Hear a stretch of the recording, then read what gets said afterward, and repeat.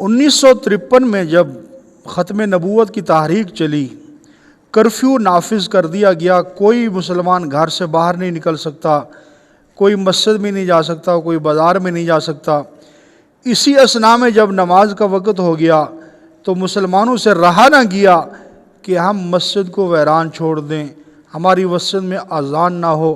تو ایک مسلمان نکلا، آ کر اپنی مسجد کے اندر اللہ اکبر کی آواز بلند کرتا ہے، گولی مار دی جاتی ہے، شہید ہو جاتا ہے۔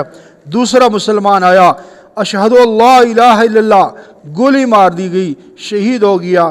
تیسرا مسلمان آیا، اشہد ان محمد الرسول اللہ، گولی مار دی گئی، شہید ہوا۔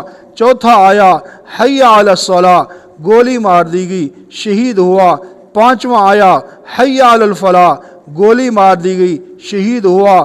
چھٹا آیا، اللہ اکبر، گولی مار دی گئی، شہید ہوا۔ آٹھواں آیا، ساتواں آیا، لا الہ الا اللہ، گولی مار دی گئی، شہید ہوا۔ یوں ایک اذان کو پورا کرنے میں 7 مسلمان شہید ہوئے۔ کیوں؟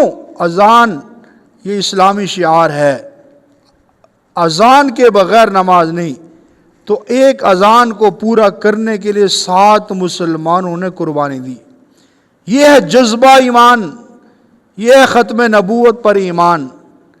اللہ ہمیں بھی توفیق عطا فرمائے۔